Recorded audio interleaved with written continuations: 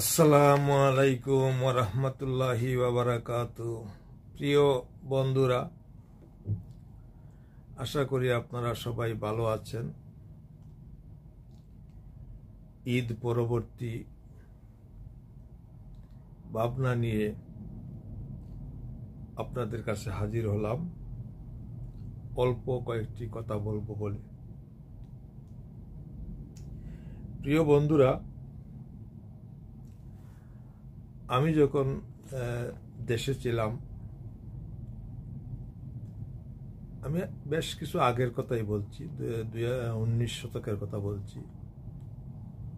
তখন দেশে যখন আমাদের ইংল্যান্ড প্রবাসী বা আমেরিকান প্রবাসী যখন দেশে যাইতেন,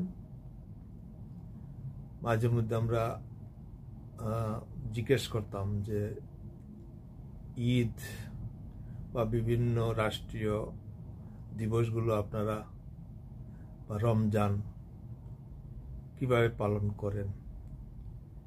তখন ওই প্রবাসীরা বলতেন, আরে আমাদের একটা ঈদ, বিদেশের একটা ঈদ, আমরা কাজ করে করে দিন রাত চলে, ঈদ কোন দিকে আসে আর কোন দিকে যায় আমরা কি আর বলতে পারি।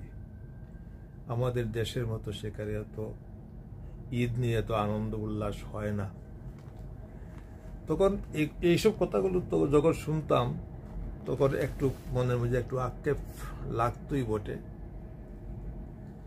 কিন্তু সময়ের পরিক্রমায়, সময়ের পরিবর্তনে আজকে 2024 সাল, আমি 2023 সালে নিউ ইয়র্কে এসেছি। তো 23 এবং 24-এ এসে আমি যা দেখলাম যে সেদিনকার সেই সব কথার সাথে এখনের যে অবস্থা, সেটা আসলে মিল নেই। এখন রমজান আসলে, বিশেষ করে আমি আমার নিউ ইয়র্কের কথাই বলছি, রমজান আসলে রোজা রাখা বা তারাবি নামাজ পড়া, তারপরে 27 রাত্রের বিশেষ প্রার্থনা, বিশেষ ইবাদতের রাত পালন করা, কিংবা মনে করেন এই ইফতার, আমি তো এখানে কোনো রকম সংকট দেখি নাই। ইফতার তো এমন অবস্থা যে আমি এই রমজান মাসে আমার বাসাতে আমি 8-10 দিন ইফতার করছি বলে মনে হয় না। আমি বাইরেই 20 দিনেরও বেশি হবে, যে 20 রোজারও বেশি হবে যে আমি বাইরে ইফতার করেছি। বিভিন্ন দাওয়াত থাকে, বিভিন্ন সংগঠনের মাধ্যমে, বিভিন্ন সংস্থার মাধ্যমে, তারপরে ব্যক্তিগত পারিবারিক মাধ্যমে ইফতারি দাওয়াত পাওয়া যায়। আমি তো নতুন অবস্থায় তেমন একটা পরিস্থিতি আমার নাই, তারপরেও আমার 1-2-3টা কোনোদিন ইফতারে দাওয়াত থাকতো। তাতে বোঝা গেল যে কোনো দিকে তো ঘাটতি আমি দেখছি না। রোজা, নামাজ, তারপরে এই তারাবিতে আপনার প্রচণ্ড ভিড়, তারপরে আপনার এই এতেকাপেও লোকের কোনো অভাব হয় না। আমি তো কোনো দিকে আমি কোনো রকম কিছু অভাব পাচ্ছি না। আর ঈদ যদি বলেন, ঈদের আগের দিন তো এখানে চাঁদ রাত হিসাবে বহুত আনন্দ উৎসব করা হয়, বিভিন্ন ইসলামিক কনসার্ট করা হয়, বিভিন্নভাবে আনন্দ উৎসব হয়, অনেকের সমাবেশ হয়, একে অন্যের দেখা সাক্ষাৎ হয়, নিমন্ত্রণ হয়, দাওয়াত হয়। তাছাড়া ঈদ আসলে পরে, ঈদের পূর্বে যে বাংলাদেশে যেভাবে একটা বাজার সদাই করার একটা ধুমধাম শুরু হয়, সেই দিক দিয়ে এখানেও কোনো ধুমধামের তো কোনো কিছু অভাব আমি দেখি না। এখানেও বাজার হাটে খুব ধুমধামে বাজার হাট হয়, খুব ভিড় জমে দোকানগুলাতে, মার্কেটগুলাতে, যেগুলা বাঙালি অধ্যুষিত, যেখানে বেশি মানুষ বাঙালি থাকে, সেখানে খুব বেশি প্রচণ্ড ভিড় হয় রীতিমতো। আমি তো দেখি না যে বাংলাদেশে যেভাবে আমরা সব কিছু করি, তার চেয়ে এখানে ততটা একটা আমি অভাব দেখিনি। এখানে হয়তো ধরুন 100% না হলেও 80-85% কার্য এখানে হয়, অসুবিধা কোনো সমস্যা নেই। আর ঈদের সময়, এখন তো ঈদের জামাত আপনার খোলা মাঠেও হয়, মসজিদেও হয়, ঈদের জামাত মসজিদেও হয়, খোলা মাঠে হয়। কোনো কোনো জায়গা, যেসব জায়গায় বাঙালি বেশি, সেখানে বাঙালি বা মুসলিম, ঈদের জামাত তো আর শুধু বাঙালি পরিচিতি নয়, ঈদের বা জামাত মুসলিম মুসলিম বিভিন্ন দেশের হতে পারে। তো যেখানে বেশি সেখানে জামাত, একটা জায়গা দুইটো জামাত হয়। এবারও আমি যেখানে জামাত পড়লাম সেখানে দুটো জামাত হয়েছে, প্রচুর মানুষ হয়েছে, অনেক মানুষ হয়েছে। তো জামাতের পরে কুলাকুলি, ঠিক আমরা বাংলাদেশে যেভাবে একে অন্যের সাথে কুলাকুলি করি, পরিচিতি করি, কুশল বিনিময় করি, ঠিক তদ্রূপ এখানেও কুশলতা বিনিময় হয়, কুলাকুলি হয়, মেলামেশা হয়, একে অন্যে জানাজানি হয়, তারপরে একে অন্যে দাওয়াত করা হয়। দাওয়াতের বিষয়টাও এখন এখানে প্রচলন মোটামুটি আছে, কারণ আমেরিকা তো আপনারা জানেন সবাই যে আমেরিকা যারা এসেছেন তারা তাদের ভাই বোন বা বাবা মা এদেরকে নিয়ে এসেছেন। তো এরা যদি একই টাউনে থাকেন তাহলে তো নিজেদের মধ্যেই আদান প্রদান, দাওয়াত আদান প্রদান হয়, যাওয়া আসা হয়, খাওয়া যায়। আমি নিজেও এবারের ঈদের তো আমরা 3 দিন ধরি, ঈদের দিন, ঈদের পরের দিন, এর পরের দিন, 3 দিনই আমরা ঈদ ধরি। সেই 3 দিনই আমি কিন্তু দাওয়াত পেয়েছি। প্রথমে আমি আমার এক বাতিজির বাসায় দাওয়াত খেলাম, তারপরে আমার এক পুত্রার বাসায় দাওয়াত খেলাম, তারপরে আমার এক ভাইরার বাসায় দাওয়াত খেলাম। আর এখানে তো পিঠা সিরা যেভাবে বাংলাদেশে হয় এখানে কম হয় না, এখানে যথেষ্ট পিঠা সিরার ব্যবস্থা আছে, হয়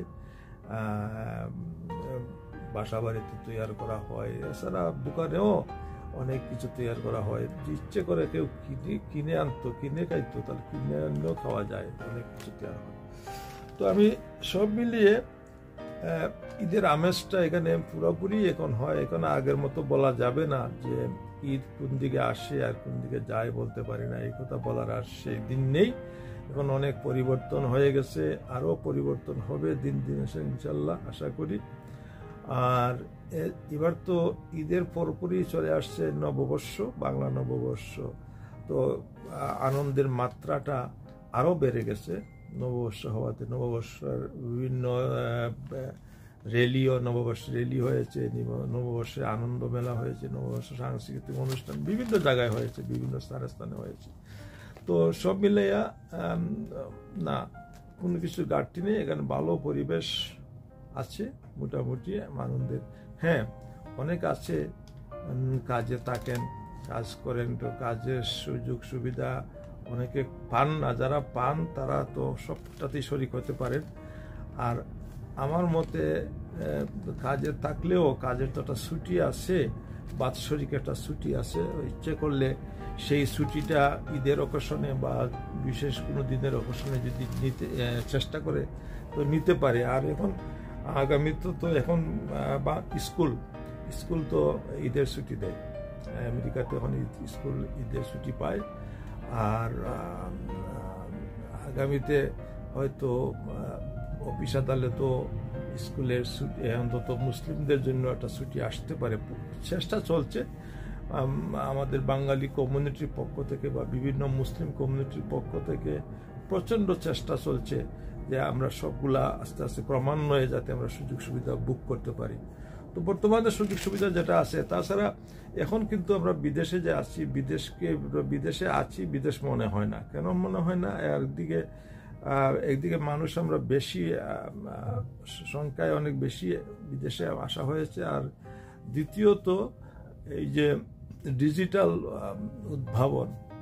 উদ্ভাবনের কারণে দূর এখন কাছে চলে এসেছে। আমরা যে কোনো মুহূর্তে যে কোনো জায়গায়, দেশে বলেন আর যে কোনো দেশে বলেন, আমরা সেকেন্ডে যোগাযোগ করতে পারি বা ভিডিওতে কথাবার্তা বলতে পারি। এতে দূরত্বটা একদম কাছে চলে এসেছে।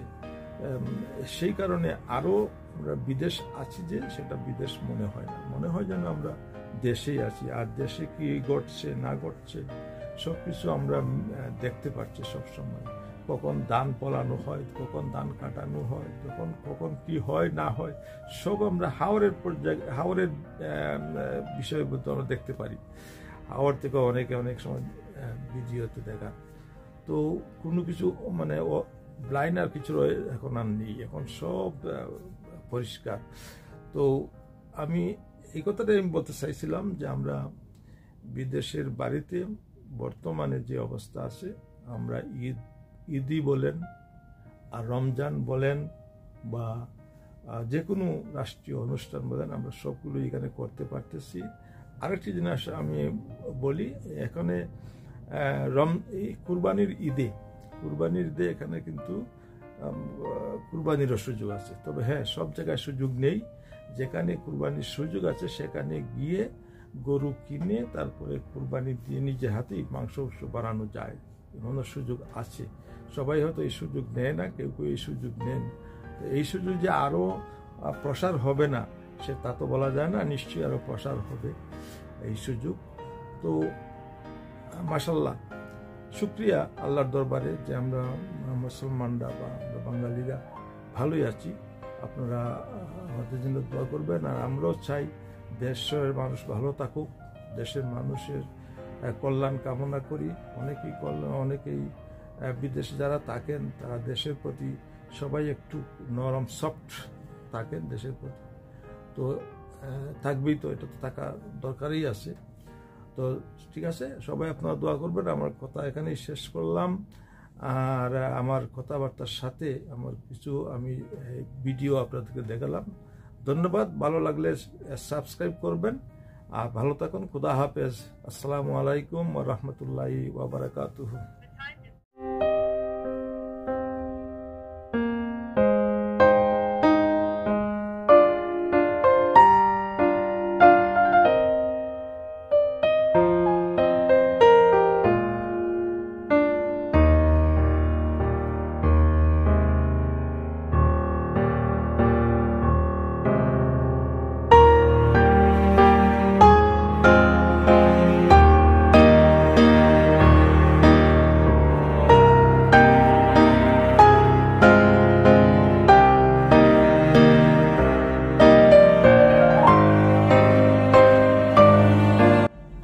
প্রিয় বন্ধুরা, ঈদ মুবারক। এবার ঈদে 3টি বাসায় দাওয়াত খেলাম। প্রথমে বাতিজির বাসায়, তারপরে পুত্রার বাসায়, তারপরে ভাইয়ের বাসায়। মোটামুটি আল্লাহর মর্জি, শুকরিয়া। এবার কিসমত ভালোই ছিল, ভালোই খেয়েছি। সবার জন্য দোয়া রইল। ভালো থাকবেন। খুদা হাফেজ। ঈদ মুবারক। ধন্যবাদ।